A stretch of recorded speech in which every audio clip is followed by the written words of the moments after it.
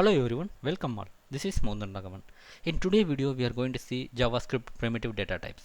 Primitive data types in any language will be the basic block of the language, which means that it will be useful to build other complex data types such as objects.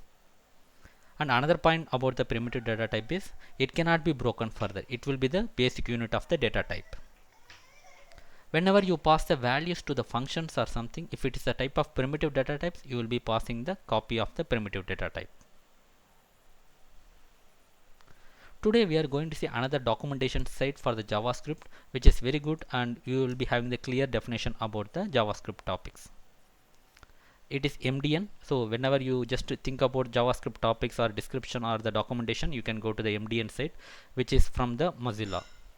Now you type MDN JavaScript data types, since today topic is data types, enter and go to the first link from Mozilla, and here you can see the basic JavaScript data types. And here you can see the primitives are undefined, boolean, number, string, big integer, symbol and null. So now we are going to see something new and something very familiar to us, such as like number, string and boolean are very familiar to us. Undefined, null, symbol and other things will be the newer ones.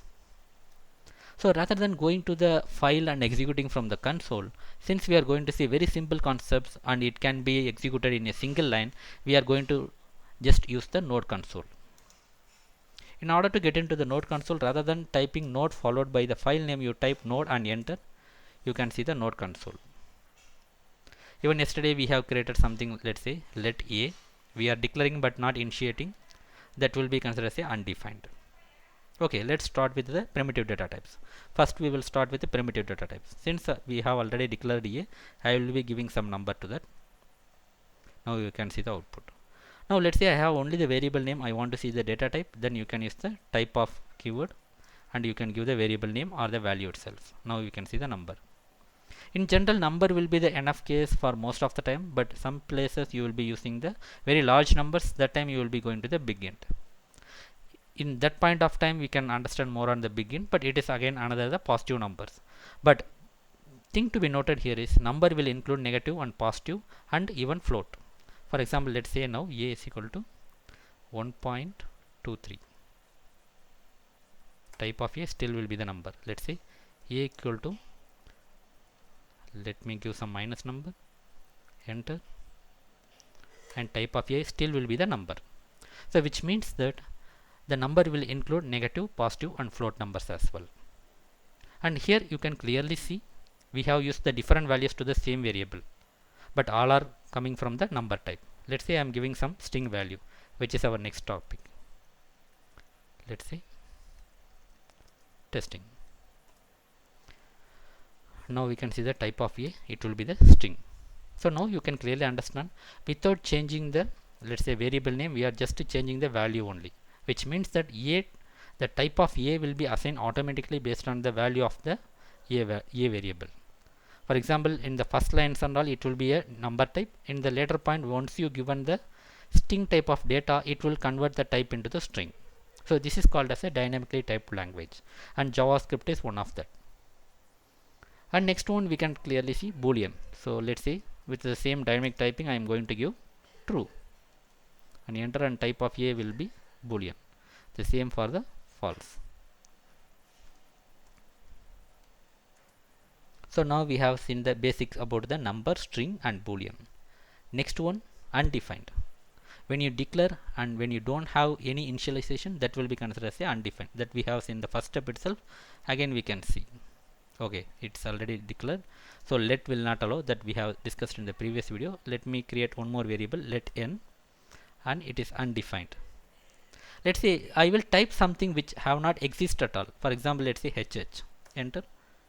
So h is not defined. So this is a difference between the not defined and undefined, which means that if you don't have an entry at all in your memory, or if you don't have any declaration about that variable, if you try to use the wrong variable name, that time you will be getting that variable is not defined.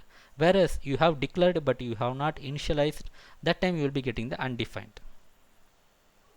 But sometimes we want to have the zero value or the null value. Most of the cases we will be using the in object scenarios. So that time you will be assigning the null value to that. That means that now let's say n is equal to null. Now this is one type of primitive type. Let's say if a type of n, it's n, right? Yes, correct. You can see it's type of object. So most of the places you can assign the, let's say the falsy value of the object will be the null, but still it will be the primitive. There are some scenarios that we can in further stages we can understand, but as of now you can consider null and undefined are entirely different, but null will be mostly related to the objects. Okay, fine. Now we will come to the next one, symbol.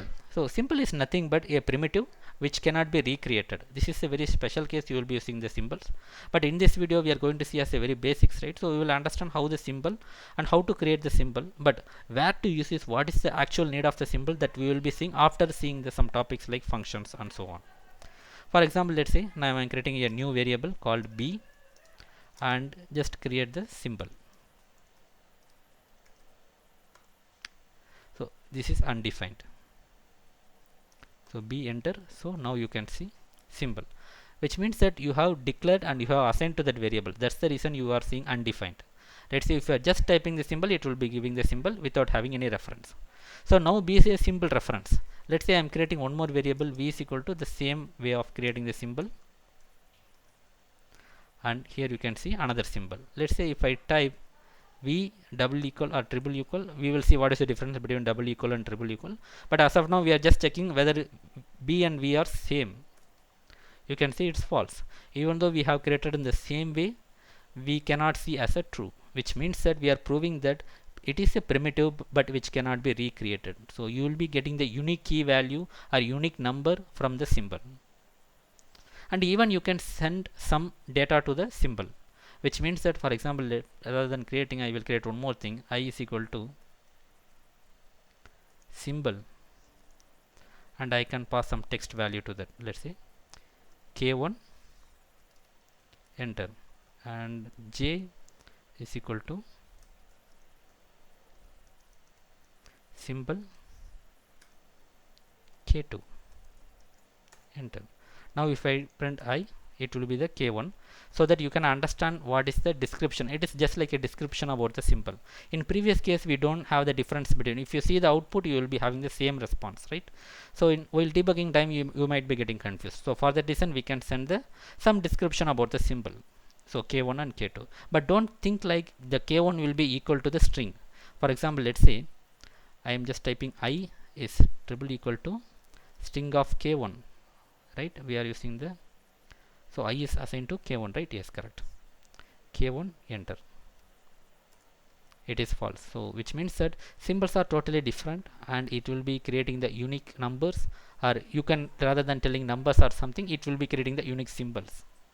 But how it works, how to create the symbol and what are the different things we can do with symbols, that we will see in the later sessions. But as of now we can consider symbol is one type of primitive. Wherever you want you can create the symbol, it will not be replicated, or we cannot recreate the symbol once you have created. So now we have seen undefined, number, string, null, symbol. So this is all about very basics on the primitive data types. So thanks for watching and have a great day.